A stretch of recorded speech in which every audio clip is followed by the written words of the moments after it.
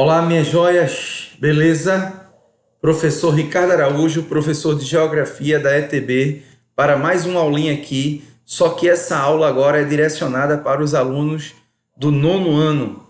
A gente vai abordar, gente, nessa aula, a localização da Europa e os seus aspectos naturais, ou físicos, né? Como alguns gostam de nomear, né? Então, vamos lá. Deixa eu sair daqui para facilitar a visualização de vocês. Aqui temos o mapa mundi. Você percebe aqui os 5 continentes, né? América, Europa, Ásia, África, Oceania. Quando a gente vai localizar um território, é importante chamarmos a atenção para as linhas imaginárias. Linha do Equador, que vai dividir o mapa mundi em 2 hemisférios, norte, sul, né, ou setentrional e meridional.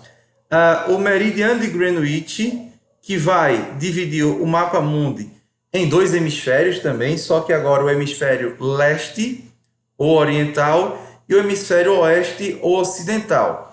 Levando em consideração essas linhas imaginárias, percebam que a Europa vai estar totalmente localizada no hemisfério norte ou setentrional. Levando em consideração o meridiano de Greenwich, a maior parte do continente europeu, a maior parte da Europa, vai estar justamente no hemisfério leste ou oriental. Uma pequena porção, né, da Península Ibérica aqui, vai estar no hemisfério oeste ou ocidental. Ok? Perceberam? Olha para o mapa e atenta para isso aqui, Círculo polar ártico, altas latitudes. Você tem uma pequena parcela da Europa sendo cortada por essa linha imaginária, pelo círculo polar ártico. A parte aqui da Península Escandinava, onde você vai encontrar a Noruega. Trópico de Câncer não vai estar cortando a Europa, não vai estar cortando, né? Não passa pela Europa, muito menos o Trópico de Capricórnio. Ok, gente? Deixa eu ler isso aqui, A Europa está localizada totalmente no hemisfério norte da Terra. Por ela passa o meridiano de Greenwich, que divide a Terra em 2 hemisférios, o oriental, né, e o ocidental. Assim, o continente europeu possui terras nas 2 porções do continente, sendo que a maior parte de terras se encontra no hemisfério oriental ou leste, né? Aquela situação que eu coloquei para vocês. Vamos seguir aqui. Aí eu trago para vocês essa informação aqui, Tamanho territorial. O continente europeu, conhecido também como velho continente ou velho mundo, né? Aquela ideia eurocêntrica, porque continente velho, velho mundo, novo mundo, a Europa, né? Vocês sabem, foi responsável por conquistar, colonizar várias partes do mundo, América, África, Ásia. Então, eles tinham essa visão eurocêntrica, né, de mundo, a Europa como centro do mundo. Possui uma área total de 10.360.000 km², dividida em 49 países, o que faz dele um continente com países com pequenos territórios. São muitos países, pequenos territórios, muitos desses países menores que os nossos estados, né, para vocês terem essa noção, essa comparação. Um território muito recortado. Como assim, professor? Você tem muitos mares, né? Mar Glacial Ártico, Mar da Noruega, Mar do Norte, Mar Mediterrâneo, Mar Negro já é aqui na Ásia, né? Mas muitos mares, Mar Báltico, entendeu? Então, faz com que esse continente europeu ele seja bastante recortado, tenha um litoral bastante recortado. Vale salientar que o continente europeu, né, a parte oeste desse continente vai ser banhado pelo Oceano Atlântico. Então, algumas informações sobre a localização, né, e sobre esse território europeu. Vamos adiante.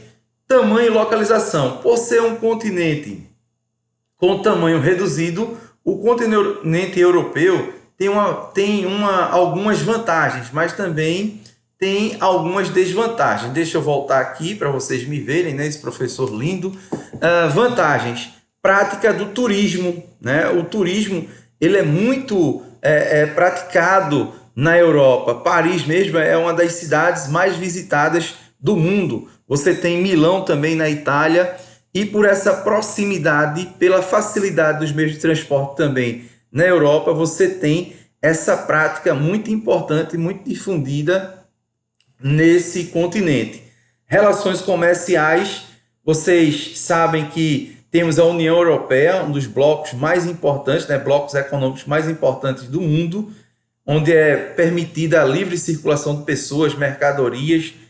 Há realmente um comércio muito dinâmico e pela proximidade desses países, né, os meios de transporte facilitam. Você de trem, 2 horas, 1 hora, 3 horas, você vai estar passando por vários países ali, se deslocando com uma grande facilidade, né? Facilidade em administrar o território.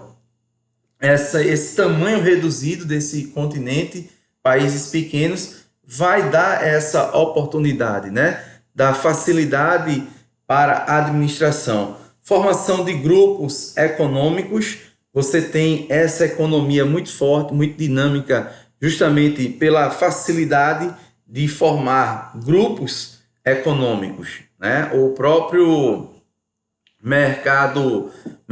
a União Europeia permite isso. E as desvantagens? Controle de entrada de imigrantes, né? Eles têm que ter um grande controle de imigrantes pela proximidade, muitas fronteiras.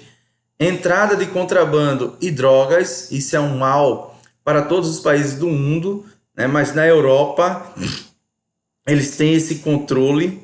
Área reduzida para agricultura, países pequenos, território irregular, dificuldade para a produção de alimento. Agora, vale lembrar que são países desenvolvidos. A gente vai trabalhar sobre isso aí, vai trazer essas informações, porque às vezes as pessoas passam a ideia de que a Europa toda, né, é um conjunto de países ricos, desenvolvidos, industrializados. Não. Tem a parte, a Europa Ocidental, né, países ricos, desenvolvidos, industrializados, os primeiros a industrializarem no mundo, como a Alemanha, França, Itália. Tem os países nórdicos, Noruega, Finlândia, Suécia, países ricos, desenvolvidos. Mas tem o leste europeu, né, que tem aqueles resquícios do período da União Soviética, do socialismo, países que eles estão se reestruturando, por incrível que pareça, né? Países que demoraram a abrir a economia para o mercado capitalista. Então, eles têm essa dificuldade ainda. Então, não são todos os países que têm esse dinamismo econômico. Então, essa área reduzida para a agricultura, alguns países conseguem suprir essa dificuldade através de conhecimento, tecnologia, pesquisa nessa área da agropecuária. Vamos aglutinar logo a criação de animais também. Alta concentração populacional, países com grande densidade demográfica, né? Muitos habitantes em pouco espaço. Então, gera certo problema essa alta concentração populacional, ok? Vamos lá, adiante. Trazendo agora aspectos naturais. Começamos com o relevo. O continente europeu, ele vai ter como característica aqui do relevo 3 formas de relevo: planaltos, planícies e montanhas, né?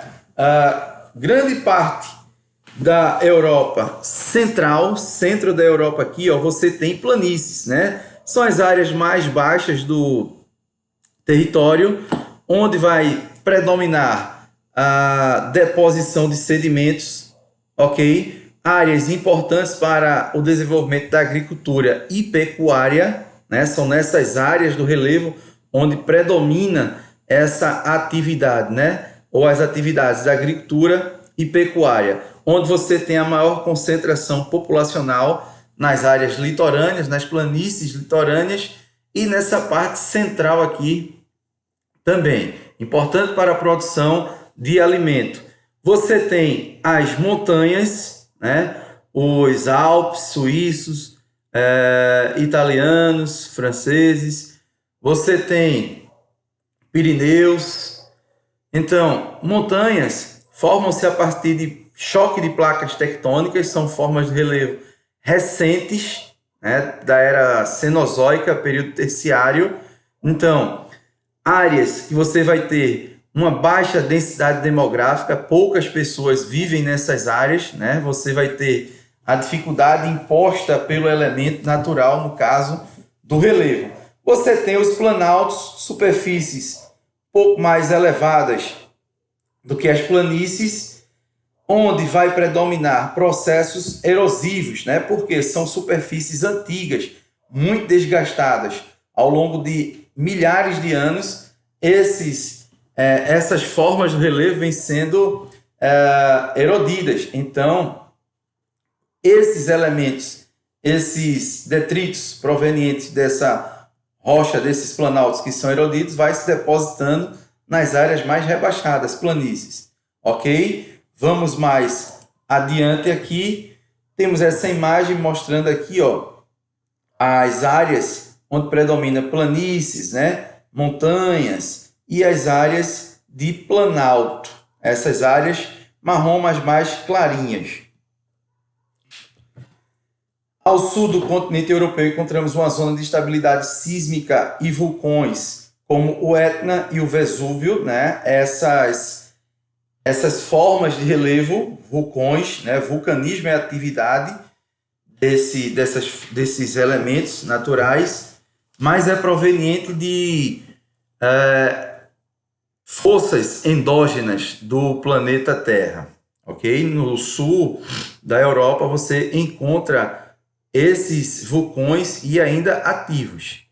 Fiordes são grandes vales esculpidos pela ação geológica do gelo, né? Esculpidos, erodidos, vales glaciais, como a gente chama na geomorfologia. Então é comum você encontrar na Noruega você encontra fiordes lindos, maravilhosos, são esses paredões aqui, ó, esculpidos, né? Pela ação do gelo, da neve. E chegamos, pessoal, no clima, né? Esse clima aqui, esse elemento natural com a vegetação, vamos deixar para a próxima aulinha. Beleza? Gostaram? Espero que tenham gostado. Fiquem com Deus. Nos encontramos numa próxima oportunidade. Deixa eu voltar aqui, né? Na próxima aula, na parte 2, retornaremos com clima da Europa. Um abraço, fiquem com Deus.